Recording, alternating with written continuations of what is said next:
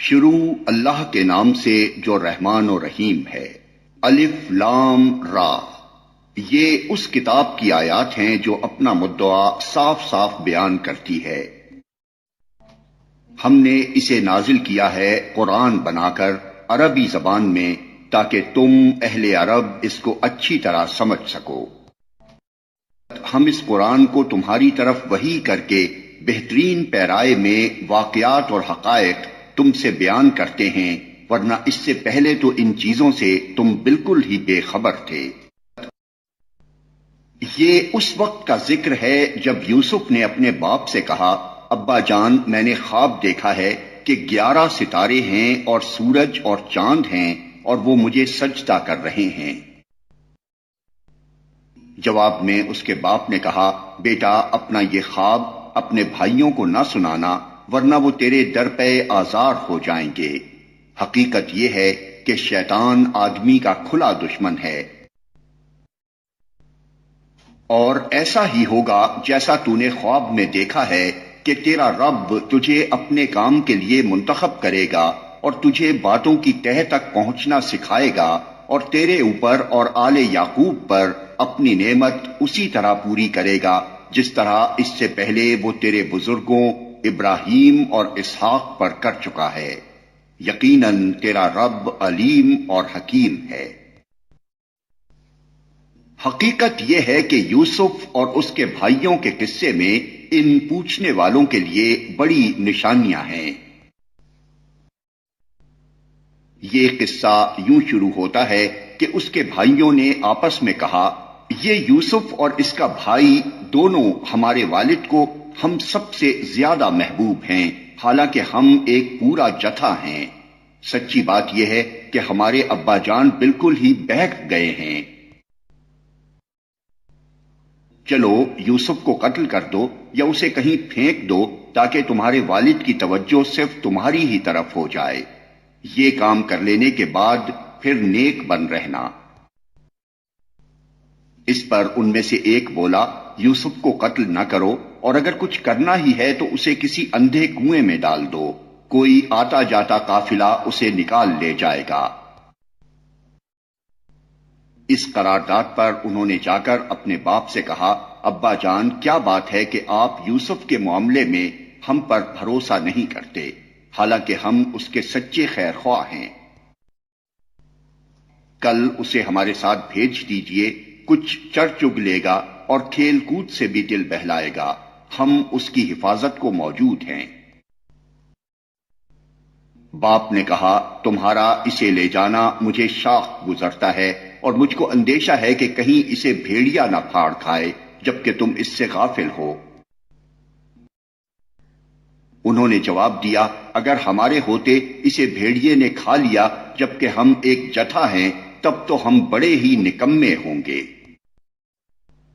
اس طرح اصرار کر کے جب وہ اسے لے گئے اور انہوں نے طے کر لیا کہ اسے ایک اندھے کنویں میں چھوڑ دیں، تو ہم نے یوسف کو وحی کی کہ ایک وقت آئے گا جب تو ان لوگوں کو ان کی یہ حرکت جتائے گا، یہ اپنے فعل کے نتائج سے بے خبر ہیں۔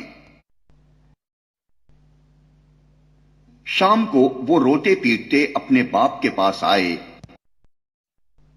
اور کہا، ابا جان، ہم دوڑ کا مقابلہ کرنے میں لگ گئے تھے اور یوسف کو ہم نے اپنے سامان کے پاس چھوڑ دیا تھا کہ اتنے میں بھیڑیا آ کر اسے کھا گیا۔ آپ ہماری بات کا یقین نہ کریں گے چاہے ہم سچے ہی ہوں۔ اور وہ یوسف کے قمیص پر جھوٹ موٹ کا خون لگا کر لے آئے تھے۔ یہ سن کر ان کے باپ نے کہا، بلکہ تمہارے نفس نے تمہارے لیے ایک بڑے کام کو آسان بنا دیا۔ اچھا، صبر کروں گا اور بخوبی کروں گا۔ جو بات تم بنا رہے ہو اس پر اللہ ہی سے مدد مانگی جا سکتی ہے۔ ادھر ایک قافلہ آیا اور اس نے اپنے سکے کو پانی لانے کے لیے بھیجا۔ سکے نے جو کنویں میں ڈول ڈالا تو یوسف کو دیکھ کر پکار اٹھا، مبارک ہو، یہاں تو ایک لڑکا ہے۔ ان لوگوں نے اس کو مال تجارت سمجھ کر چھپا لیا، حالانکہ جو کچھ وہ کر رہے تھے خدا اس سے باخبر تھا۔ آخر کار انہوں نے اس کو تھوڑی سی قیمت پر چند درہموں کے عوض بیچ ڈالا، اور وہ اس کی قیمت کے معاملے میں کچھ زیادہ کے امیدوار نہ تھے۔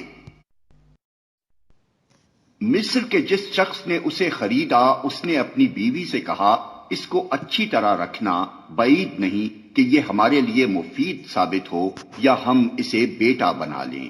اس طرح ہم نے یوسف کے لیے اس سرزمین میں قدم جمانے کی صورت نکالی اور اسے معاملہ فہمی کی تعلیم دینے کا انتظام کیا۔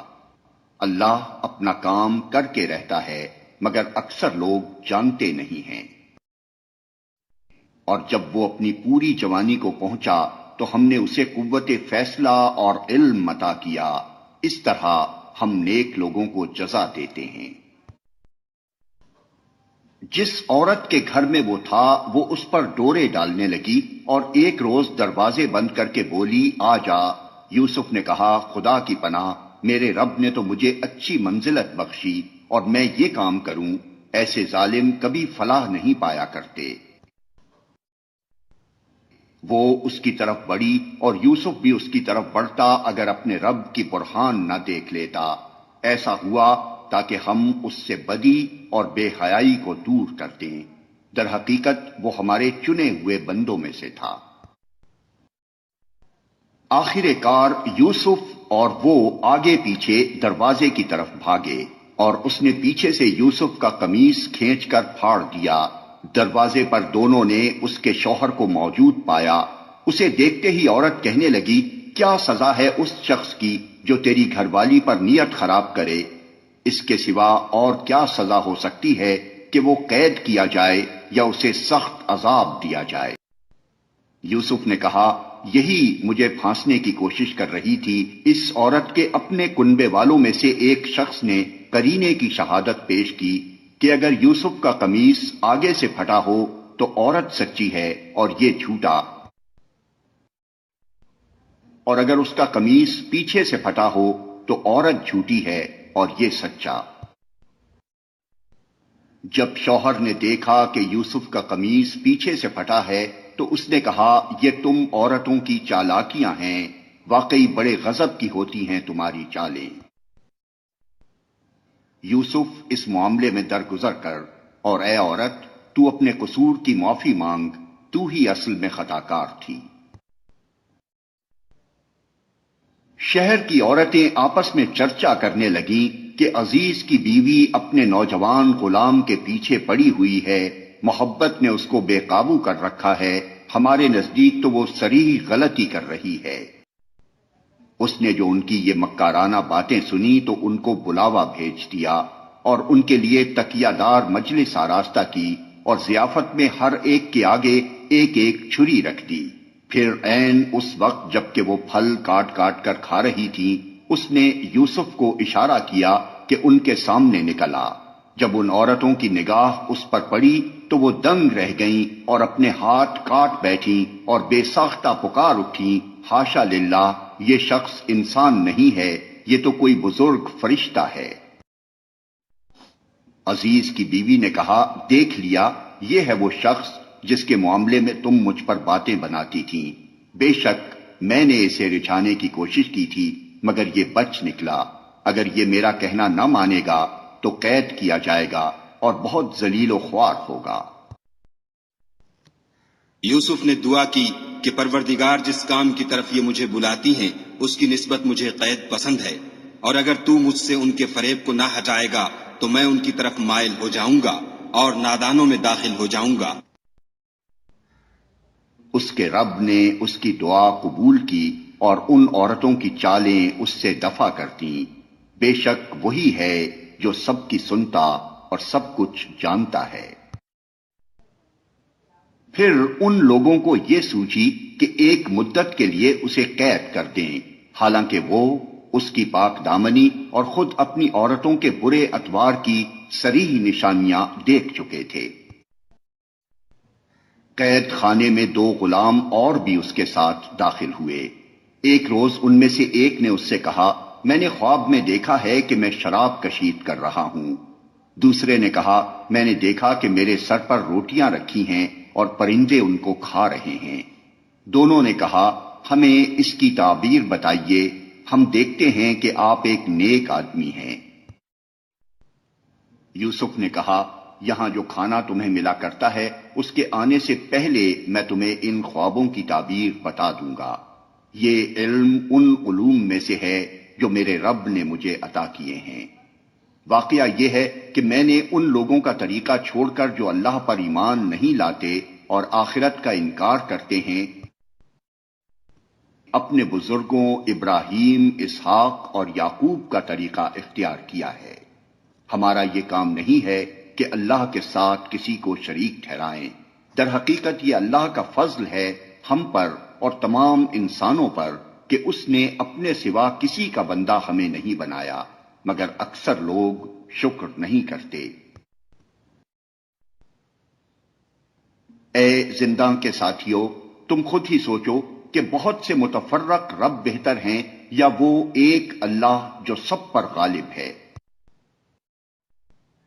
اس کو چھوڑ کر تم جن کی بندگی کر رہے ہو وہ اس کے سوا کچھ نہیں ہیں کہ بس چند نام ہیں جو تم نے اور تمہارے آباء و اجداد نے رکھ لیے ہیں۔ اللہ نے ان کے لیے کوئی سند نازل نہیں کی۔ فرما روائی کا اقتدار اللہ کے سوا کسی کے لیے نہیں ہے۔ اس کا حکم ہے کہ خود اس کے سوا تم کسی کی بندگی نہ کرو۔ یہی ٹھیٹ سیدھا طریقے زندگی ہے، مگر اکثر لوگ جانتے نہیں ہیں۔ اے زنداں کے ساتھیو، تمہارے خواب کی تعبیر یہ ہے کہ تم میں سے ایک تو اپنے رب شاہ مصر کو شراب پلائے گا، رہا دوسرا تو اسے سولی پر چڑھایا جائے گا اور پرندے اس کا سر نوچ نوچ کر کھائیں گے۔ فیصلہ ہو گیا اس بات کا جو تم پوچھ رہے تھے۔ پھر ان میں سے جس کے متعلق خیال تھا کہ وہ رہا ہو جائے گا، اس سے یوسف نے کہا کہ اپنے رب شاہ مصر سے میرا ذکر کرنا، مگر شیطان نے اسے ایسا غفلت میں ڈالا کہ وہ اپنے رب شاہ مصر سے اس کا ذکر کرنا بھول گیا، اور یوسف کئی سال قید خانے میں پڑا رہا۔ ایک روز بادشاہ نے کہا، میں نے خواب میں دیکھا ہے کہ 7 موٹی گائیں ہیں جن کو 7 دبلی گائیں کھا رہی ہیں، اور اناج کی 7 بالیں ہری ہیں اور دوسری 7 سوکھی۔ اے اہل دربار، مجھے اس خواب کی تعبیر بتاؤ اگر تم خوابوں کا مطلب سمجھتے ہو۔ لوگوں نے کہا، یہ تو پریشان خوابوں کی باتیں ہیں اور ہم اس طرح کے خوابوں کا مطلب نہیں جانتے۔ ان 2 قیدیوں میں سے جو شخص بچ گیا تھا اور اسے ایک مدت دراز کے بعد اب بات یاد آئی، اس نے کہا، میں آپ حضرات کو اس کی تعویل بتاتا ہوں، مجھے ذرا قید خانے میں یوسف کے پاس بھیج دیجئے۔ اس نے جا کر کہا، یوسف، اے سراپا راستی، مجھے اس خواب کا مطلب بتا کہ 7 موٹی گائیں ہیں جن کو 7 دبلی گائیں کھا رہی ہیں، اور 7 بالیں ہری ہیں اور 7 سوکھی، شاید کہ میں ان لوگوں کے پاس واپس جاؤں اور شاید کہ وہ جان لیں۔ یوسف نے کہا، 7 برس تک لگاتار تم لوگ کھیتی باڑی کرتے رہو گے، اس دوران میں جو فصلیں تم کاٹو ان میں سے بس تھوڑا سا حصہ جو تمہاری خوراک کے کام آئے نکالو اور باقی کو اس کی بالوں ہی میں رہنے دو۔ پھر 7 برس بہت سخت آئیں گے، اس زمانے میں وہ سب غلہ کھا لیا جائے گا جو تم اس وقت کے لیے جمع کرو گے، اگر کچھ بچے گا تو بس وہی جو تم نے محفوظ کر رکھا ہو۔ اس کے بعد پھر 1 سال ایسا آئے گا جس میں باران رحمت سے لوگوں کی فریاد رسی کی جائے گی اور وہ رس نچوڑیں گے۔ بادشاہ نے کہا، اسے میرے پاس لاؤ، مگر جب شاہی فرستادہ یوسف کے پاس پہنچا تو اس نے کہا، اپنے رب کے پاس واپس جا اور اس سے پوچھ کہ ان عورتوں کا کیا معاملہ ہے جنہوں نے اپنے ہاتھ کاٹ لیے تھے، میرا رب تو ان کی مکاری سے واقف ہی ہے۔ اس پر بادشاہ نے ان عورتوں سے دریافت کیا، تمہارا کیا تجربہ ہے اس وقت کا جب تم نے یوسف کو رجھانے کی کوشش کی تھی؟ سب نے یک زبان ہو کر کہا، حاشا للہ، ہم نے تو اس میں بدی کا شائبہ تک نہ پایا۔ عزیز کی بیوی بول اٹھی، اب حق کھل چکا ہے، وہ میں ہی تھی جس نے اس کو پھسلانے کی کوشش کی تھی، بے شک وہ بالکل سچا ہے۔ یوسف نے کہا، اس سے میری غرض یہ تھی کہ عزیز یہ جان لے کہ میں نے در پردہ اس کی خیانت نہیں کی تھی، اور یہ کہ جو خیانت کرتے ہیں ان کی چالوں کو اللہ کامیابی کی راہ پر نہیں لگاتا۔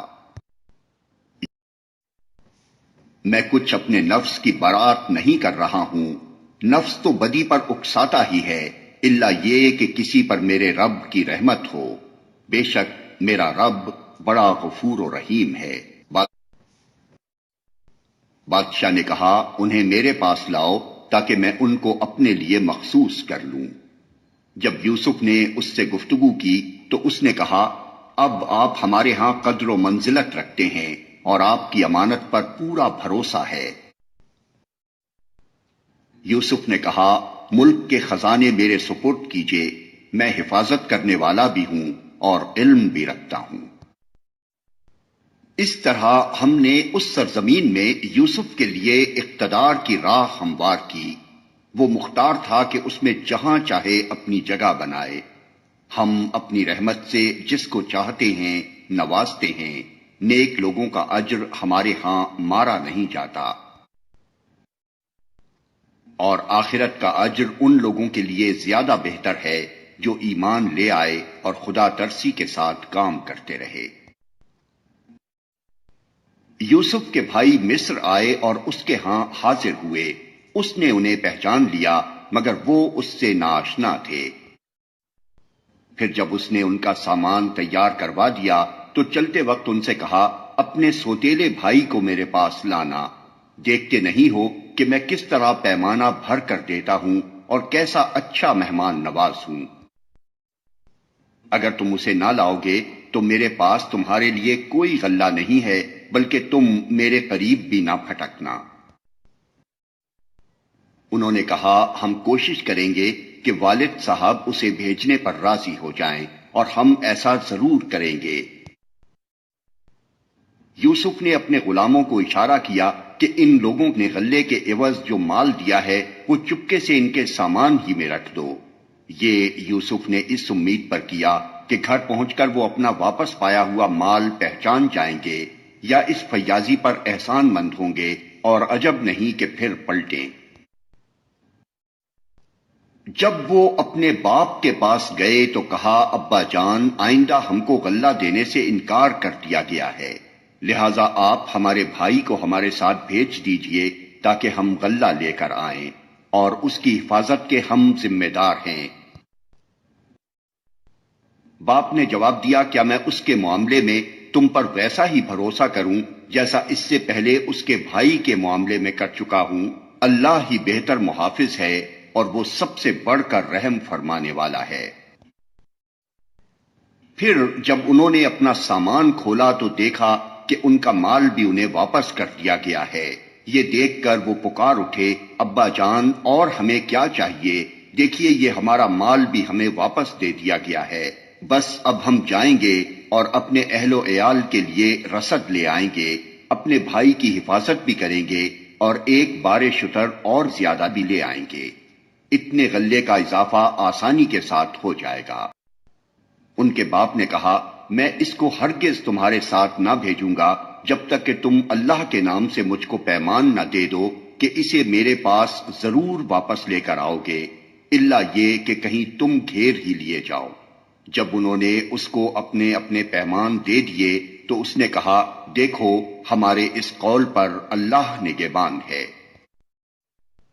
پھر اس نے کہا، میرے بچوں، مصر کے دارالسلطنت میں ایک دروازے سے داخل نہ ہونا بلکہ مختلف دروازوں سے جانا، مگر میں اللہ کی مشیت سے تم کو نہیں بچا سکتا، حکم اس کے سوا کسی کا بھی نہیں چلتا، اسی پر میں نے بھروسہ کیا، اور جس کو بھی بھروسہ کرنا ہو اسی پر کرے۔ اور واقعہ بھی یہی ہوا کہ جب وہ اپنے باپ کی ہدایت کے مطابق شہر میں متفرق دروازوں سے داخل ہوئے تو اس کی یہ احتیاطی تدبیر اللہ کی مشیت کے مقابلے میں کچھ بھی کام نہ آ سکی۔ ہاں بس یعقوب کے دل میں جو ایک کھٹک تھی اسے دور کرنے کے لیے اس نے اپنی سی کوشش کر لی، بے شک وہ ہماری دی ہوئی تعلیم سے صاحب علم تھا، مگر اکثر لوگ معاملے کی حقیقت کو جانتے نہیں ہیں۔ یہ لوگ یوسف کے حضور پہنچے تو اس نے اپنے بھائی کو اپنے پاس الگ بلا لیا اور اسے بتا دیا کہ میں تیرا وہی بھائی ہوں جو کھویا گیا تھا، اب تو ان باتوں کا غم نہ کر جو یہ لوگ کرتے رہے ہیں۔ جب یوسف ان بھائیوں کا سامان لدوانے لگا تو اس نے اپنے بھائی کے سامان میں اپنا پیالہ رکھ دیا۔ پھر ایک پکارنے والے نے پکار کر کہا، اے قافلے والو، تم لوگ چور ہو۔ انہوں نے پلٹ کر پوچھا، تمہاری کیا چیز کھوئی گئی؟ سرکاری ملازموں نے کہا، بادشاہ کا پیمانہ ہم کو نہیں ملتا، اور ان کے جمعدار نے کہا، جو شخص لا کر دے گا اس کے لیے 1 بار شتر انعام ہے، اس کا میں ذمہ لیتا ہوں۔ ان بھائیوں نے کہا، خدا کی قسم، تم لوگ خوب جانتے ہو کہ ہم اس ملک میں فساد کرنے نہیں آئے ہیں اور ہم چوریاں کرنے والے لوگ نہیں ہیں۔ انہوں نے کہا، اچھا اگر تمہاری بات جھوٹی نکلی تو چور کی کیا سزا ہے؟ انہوں نے کہا، اس کی سزا جس کے سامان میں سے چیز نکلے وہ آپ ہی اپنی سزا میں رکھ لیا جائے، ہمارے ہاں تو ایسے ظالموں کو سزا دینے کا یہی طریقہ ہے۔ تب یوسف نے اپنے بھائی سے پہلے ان کی خرجیوں کی تلاشی لینی شروع کی، پھر اپنے بھائی کی خرجی سے گمشدہ چیز برآمد کر لی۔ اس طرح ہم نے یوسف کی تائید اپنی تدبیر سے کی۔ اس کا یہ کام نہ تھا کہ بادشاہ کے دین یعنی مصر کے شاہی قانون میں اپنے بھائی کو پکڑتا، الا یہ کہ اللہ ہی ایسا چاہے، ہم جس کے درجے چاہتے ہیں بلند کر دیتے ہیں، اور ایک علم رکھنے والا ایسا ہے جو ہر صاحب علم سے بالا تر ہے۔ ان بھائیوں نے کہا، یہ چوری کرے تو کچھ تعجب کی بات بھی نہیں، اس سے پہلے اس کا بھائی یوسف بھی چوری کر چکا ہے۔ یوسف ان کی یہ بات سن کر پی گیا، حقیقت ان پر نہ کھولی، بس زیر لب اتنا کہہ کر رہ گیا کہ بڑے ہی برے ہو تم لوگ، میرے منہ در منہ مجھ پر جو الزام تم لگا رہے ہو اس کی حقیقت خدا خوب جانتا ہے۔ انہوں نے کہا، اے سردار ذی اقتدار عزیز، اس کا باپ بہت بوڑھا آدمی ہے، اس کی جگہ آپ ہم میں سے کسی کو رکھ لیجئے، ہم آپ کو بڑا ہی نیک نفس انسان پاتے ہیں۔ یوسف نے کہا، پناہ بخدا، دوسرے کسی شخص کو ہم کیسے رکھ سکتے ہیں؟ جس کے پاس ہم نے اپنا مال پایا ہے اس کو چھوڑ کر دوسرے کو رکھیں گے تو ہم ظالم ہوں گے۔ جب وہ یوسف سے مایوس ہو گئے تو ایک گوشے میں جا کر آپس میں مشورہ کرنے لگے۔ ان میں جو سب سے بڑا تھا وہ بولا، تم جانتے نہیں ہو کہ تمہارے والد تم سے خدا کے نام پر کیا عہد و پیمان لے چکے ہیں، اور اس سے پہلے یوسف کے معاملے میں جو زیادتی تم کر چکے ہو وہ بھی تم کو معلوم ہے۔ اب میں تو یہاں سے ہرگز نہ جاؤں گا جب تک کہ میرے والد مجھے اجازت نہ دیں، یا پھر اللہ ہی میرے حق میں کوئی فیصلہ فرما دے کہ وہ سب سے بہتر فیصلہ کرنے والا ہے۔ تم جا کر اپنے والد سے کہو کہ ابا جان، آپ کے صاحبزادے نے چوری کی ہے، ہم نے اسے چوری کرتے ہوئے نہیں دیکھا، جو کچھ ہمیں معلوم ہوا ہے بس وہی ہم بیان کر رہے ہیں، اور غیب کی نگہبانی تو ہم نہ کر سکتے تھے۔ آپ اس بستی کے لوگوں سے پوچھ لیجئے جہاں ہم تھے، اس قافلے سے دریافت کر لیجئے جس کے ساتھ ہم آئے ہیں، ہم اپنے بیان میں بالکل سچے ہیں۔ باپ نے یہ داستان سن کر کہا، دراصل تمہارے نفس نے تمہارے لیے ایک اور بڑی بات کو سہل بنا دیا، اچھا اس پر بھی صبر کروں گا اور بخوبی کروں گا۔ کیا وعید ہے کہ اللہ ان سب کو مجھ سے لا ملائے، وہ سب کچھ جانتا ہے اور اس کے سب کام حکمت پر مبنی ہیں۔ پھر وہ ان کی طرف سے منہ پھیر کر بیٹھ گیا اور کہنے لگا کہ ہائے یوسف، وہ دل ہی دل میں غم سے گھٹا جا رہا تھا اور اس کی آنکھیں سفید پڑ گئی تھیں۔ بیٹوں نے کہا، خدا را، آپ تو بس یوسف ہی کو یاد کیے جاتے ہیں، نوبت یہ آ گئی ہے کہ اس کے غم میں اپنے آپ کو گھلا دیں گے یا اپنی جان ہلاک کر ڈالیں گے۔ اس نے کہا میں اپنی پریشانی اور اپنے غم کی فریاد اللہ کے سوا کسی سے نہیں کرتا، اور اللہ سے جیسا میں واقف ہوں تم نہیں ہو۔ میرے بچوں، جا کر یوسف اور اس کے بھائی کی کچھ ٹوہ لگاؤ، اللہ کی رحمت سے مایوس نہ ہو، اس کی رحمت سے تو بس کافر ہی مایوس ہوا کرتے ہیں۔ جب یہ لوگ مصر جا کر یوسف کی پیشی میں داخل ہوئے تو انہوں نے عرض کیا کہ اے سردار با اقتدار، ہم اور ہمارے اہل و عیال سخت مصیبت میں مبتلا ہیں، اور ہم کچھ حقیر سی پونجی لے کر آئے ہیں، آپ ہمیں بھرپور غلہ عنایت فرمائیں اور ہم کو خیرات دیں، اللہ خیرات کرنے والوں کو جزا دیتا ہے۔ یہ سن کر یوسف سے نہ رہا گیا، اس نے کہا تمہیں کچھ یہ بھی معلوم ہے کہ تم نے یوسف اور اس کے بھائی کے ساتھ کیا کیا تھا جبکہ تم نادان تھے؟ وہ چونک کر بولے ہاں کیا تم یوسف ہو؟ اس نے کہا ہاں میں یوسف ہوں اور یہ میرا بھائی ہے، اللہ نے ہم پر احسان فرمایا۔ حقیقت یہ ہے کہ اگر کوئی تقوی اور صبر سے کام لے تو اللہ کے ہاں ایسے نیک لوگوں کا اجر مارا نہیں جاتا۔ انہوں نے کہا بخدا کہ تم کو اللہ نے ہم پر فضیلت بخشی اور واقعی ہم خطا کار تھے۔ اس نے جواب دیا آج تم پر کوئی گرفت نہیں، اللہ تمہیں معاف کرے، وہ سب سے بڑھ کر رحم فرمانے والا ہے۔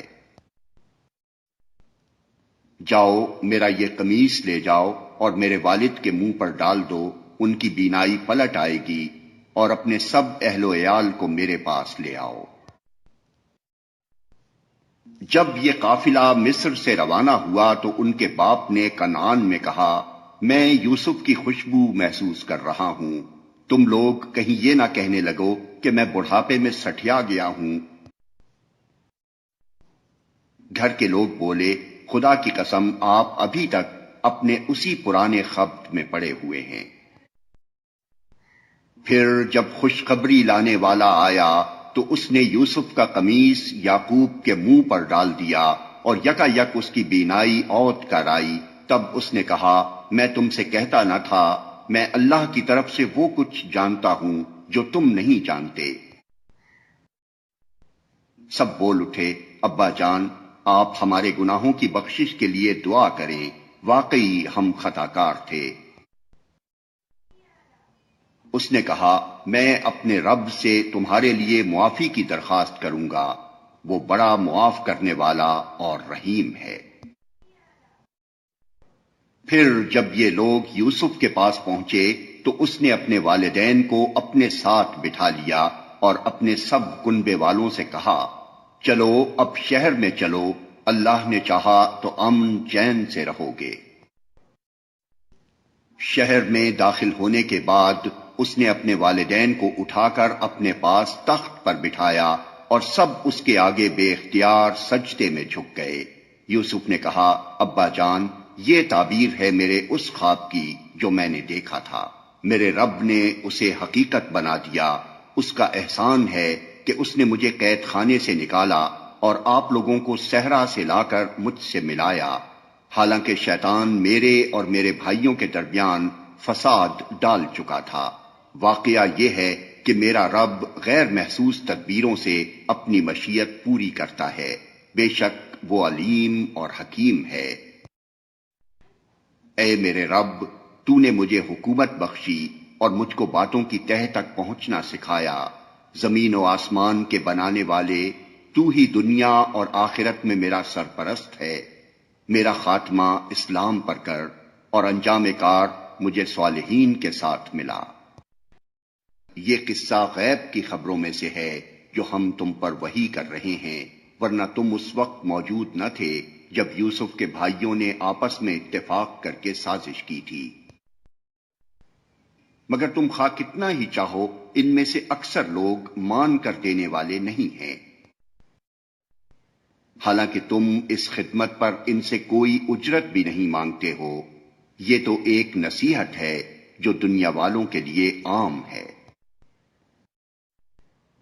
زمین اور آسمانوں میں کتنی ہی نشانیاں ہیں جن پر سے یہ لوگ گزرتے رہتے ہیں اور ذرا توجہ نہیں کرتے۔ ان میں سے اکثر اللہ کو مانتے ہیں مگر اس طرح کہ اس کے ساتھ دوسروں کو شریک ٹھہراتے ہیں۔ کیا یہ مطمئن ہیں کہ خدا کے عذاب کی کوئی بلا انہیں دبوچ نہ لے گی، یا بے خبری میں قیامت کی گھڑی اچانک ان پر نہ آ جائے گی؟ تم ان سے صاف کہہ دو کہ میرا راستہ تو یہ ہے، میں اللہ کی طرف بلاتا ہوں، میں خود بھی پوری روشنی میں اپنا راستہ دیکھ رہا ہوں اور میرے ساتھی بھی، اور اللہ پاک ہے اور شرک کرنے والوں سے میرا کوئی واسطہ نہیں۔ تم سے پہلے ہم نے جو پیغمبر بھیجے تھے وہ سب بھی انسان ہی تھے اور انہی بستیوں کے رہنے والوں میں سے تھے، اور انہی کی طرف ہم وحی بھیجتے رہے ہیں۔